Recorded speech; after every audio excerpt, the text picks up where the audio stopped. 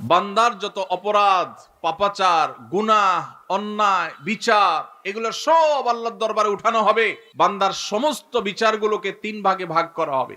3 ধরনের বিচার আল্লাহ রাব্বুল আলামিনের আদালতে কিয়ামতের দিন হবে। এর মধ্যে কিছু আছে বান্দার হক সংশ্লিষ্ট। কারোর আইল ঠেলেছেন, কারোর লাউটা চুরি করে নিয়ে আসছেন, কারোর জমিটা চান্সে সুযোগ পেয়ে মেরে নিছেন, নিজের নামে করে নিছেন। তারা কেউ দেশে থাকে না, থাকে বিদেশে, এই চান্সে দখল করে নিছেন। আছে না নাই? আছে নাকি তালতলা নাই এরকম মানুষ? আছে। এই যে অন্যের অধিকার নষ্ট, অন্যের সম্পদ দখল করা, ভক্ষণ করা, এটা কি হালাল না হারাম? কেমন হারাম? এটা এমন হারাম, এই কাজটা যদি কেউ করে আর দুনিয়াতে যদি এটা দফা রফা না করে, যারটা খাইছে তারটা তার কাছে ফেরত না দিয়া যায়, তো কিয়ামতের দিন এই রকম অপরাধ যেগুলো করা হয়েছে এইগুলোর বিচার সম্পর্কে আল্লাহ বলবেন, এগুলোর ব্যাপারে আমার কোনো ক্ষমা নাই। এগুলো যারটা সে মেরেছে দুনিয়াতে, এখন আখেরাতে তার সাথে বোঝাপড়া করতে হবে। আর কিয়ামতের দিন বাপ ছেলেকে, ছেলে বাপকে ছাড়বে না, স্বামী স্ত্রী, স্ত্রী স্বামী, কেউ কাউকে ছাড়বে না। আল্লাহ বলেছেন, ইয়াউমা ইয়াফিরুল মারউ মিন আখিহি ওয়া উম্মিহি ওয়া আবিহি ওয়া সাহিবাতিহি ওয়া বানিহি। কিয়ামতের দিন সবাই লিকুল্লি মিনহুম ইয়াউমা ইদিন শানুই ইউগনি। প্রত্যেকটা মানুষ সেদিন যার যার জান বাঁচানোর জন্য পাগল পড়া থাকবে। কেউ কাউকে, বাপ সন্তানকে, সন্তান বাপকে পরিচয় দিতে চাইবে না। ভয়াবহতা কোন পর্যায়ে গেলে এটা হবে সেটা চিন্তা করা যায়।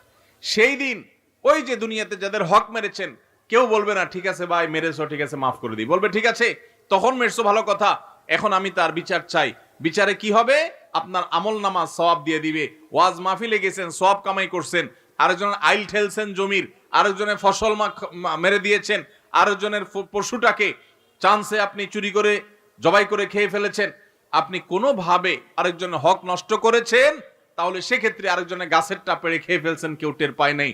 এই সবগুলোর জন্য আপনার ওয়াজ মাহফিল, আপনার নফল নামাজ, আপনার কোরআন তেলাওয়াত, এমনকি আপনার হজ উমরা, আপনার দান সাদাকা, এই সওয়াবটুকু ওই পাওনাদার যারটা দুনিয়াতে মারছেন আল্লাহ তাকে দিবেন, দিয়া এবার খালি হাতে এই লোকটাকে জাহান্নামে নিক্ষেপ করা হবে। ভাইরা আমার, এই জন্য আর যা করেন মানুষের হক মারবেন না। নামাজ বেশি পড়তে পারেন না, শুধু 5 ওয়াক্ত ফরজ পড়েন, সুন্নতে মুআক্কাদা ওয়াজিব পড়েন, আলহামদুলিল্লাহ যথেষ্ট। আখিরাতে মুক্তির জন্য নফল নামাজ না পড়লেও মুক্তি হতে পারে। কিন্তু যদি নামাজে পড়েন আইলো ঠেলেন, নামাজে পড়েন আরেকজনের জমির জিনিসপত্র দখল করেন, আরেকজনের গাছের নারিকেলটা, সুপারিটা, ডাবটা, আমটা, জামটা চান্সে নিয়ে নিছেন, কেউ টের পায়নি, নিয়ে আইসা খায়া এরপর ওযু করে সুন্দর করে নামাজে চলে আসছেন। আল্লাহু আকবার। ওয়াজ মাহফিলে এসে বসে আছেন সেই দুপুর থেকে, কোন লাভ হবে? কোন লাভ হবে? হবে না। মুসনাদে আহমদের এই হাদিস থেকে আমরা জানতে পারলাম, নবী সাল্লাল্লাহু আলাইহি সাল্লাম বলেছেন, কিয়ামতের দিন বান্দার হক নষ্ট করে যারা আসবে এদের কোনো ক্ষমা নাই, কোনো ক্ষমা হবে না। তাহলে 3 ধরনের বিচার হবে। একটা হলো বান্দার হক, এটার কোনো ক্ষমা নেই। আর আরেকটা হলো আল্লাহর হক। আল্লাহর হক কোনটা? নামাজটা পড়ছেন, একটু ভেজাল ছিল, রোজাটা রাখছেন, ভালো করে রাখতে পারেন নাই, কোরআন তেলাওয়াত করছেন, একটু ভুলভাল হয়ে গেছে, এগুলো আল্লাহ চাইলে মাফ করতে পারেন, আর না চাইলে শাস্তি হতে পারে। এটা আল্লাহ তাআলা নিজের হাতে রাখছেন। আর 3 নম্বর মামলা হলো তাওহীদে যদি ভেজাল থাকে সেই মামলা। কেউ যদি শিরিক করে যায় তাহলে এইটার ব্যাপারেও এই হাদিসে নবী সাল্লাল্লাহু আলাইহি ওয়াসাল্লাম বলেছেন যে কিয়ামতের ময়দানে আল্লাহ রাব্বুল আলামিন এই মামলা সম্পর্কে বলবেন, বিনা হিসাবে, বিনা শুনানিতে সরাসরি জাহান্নাম। যদি কেউ শিরিক করে, তাওহীদ এর উল্টাটা হলো শিরিক। তাওহীদের উল্টাটা কি ভাই? শিরিক। আল্লাহ তাআলা সব সহ্য করলেও আল্লাহর সঙ্গে শিরিক করাটাকে আল্লাহ সহ্য করেন। আল্লাহ কোরআনে বলেছেন, ইন্নাল্লাহা লা ইয়াগফিরু আন ইউশরাকা বিহি ওয়া ইয়াগফিরু মা দুনা যালিকা লিমান ইয়াশা। আল্লাহর সঙ্গে যদি কেউ শিরিক করে আল্লাহ এইটা মাফ করবেন না। তবে শিরিক ছাড়াও অন্য কোনো অপরাধ করলে আল্লাহ যাকে ইচ্ছা তাকে মাফ করে দেন। এই জন্য ভাইরা, আমরা শিরিক থেকে বেঁচে থাকবো তো ইনশাআল্লাহ। কখনো কোনো অবস্থাতেই আমরা শিরক করব না, তাওহীদ ঠিক রাখবো। নবী করিম সাল্লাল্লাহু আলাইহি সাল্লামকে আল্লাহ তাআলা বলেছেন, হে রাসূল, ওয়ালাকাদ উহিয়া ইলাইকা ওয়া ইলাল লাযিনা মিন ক্বাবলিক, হে রাসূল, আপনার এবং আপনার আগে সমস্ত নবী রাসূলদের কাছে কমন ওহী পাঠানো হয়েছে, লা ইন আশরাকতা লা ইয়াহবাতান্না আমালুক ওয়া লা তাকুনান্না মিনাল খাসিরিন। যদি আপনিও শিরকে লিপ্ত হন, নবী তো কখনো শিরকে লিপ্ত হইতে পারবেন না, হবেন না, তিনি তো মাসুম। আল্লাহ তাআলা শুধু বোঝার জন্য বলছে যে যদি শিরকে লিপ্ত হন আপনি, কথার কথা, বা কেউ যদি শিরকে লিপ্ত হয়, লা ইয়াহবাতান্না আমালুক, তাহলে আপনার আমল পর্যন্ত বরবাদ হয়ে যাবে।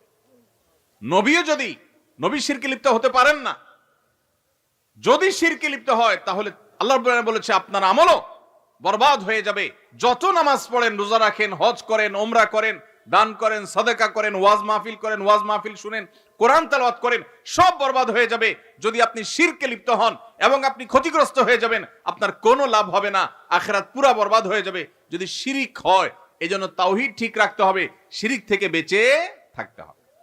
নবী করিম সাল্লাল্লাহু আলাইহি সাল্লাম বলেছেন, কোন মানুষ যদি আল্লাহর ইবাদতের মধ্যে কোনো পার্টনার সাব্যস্ত না করে, এখানে যদি কেউ কোনো প্রকার শিরিক না করে, কোনো প্রকার আল্লাহর তাওহীদের বিরোধী কাজ না করে, তখন আল্লাহর উপরে আবশ্যক হয়ে যায় এই লোকটাকে জাহান্নামের শাস্তি না দিয়ে জান্নাত দেওয়া।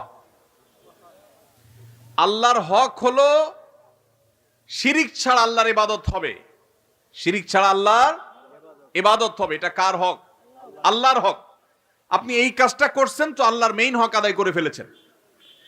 আর আল্লাহর এই হক যদি কেউ আদায় করে, তখন বান্দার হক হয়ে যায় আল্লাহর কাছে তাকে জান্নাত দেওয়া। এজন্য আমরা শিরক থেকে বেঁচে থাকবো তো ইনশাআল্লাহ। আস-সুন্নাহ ফাউন্ডেশন, উম্মার স্বার্থে সুন্নাহর সাথে।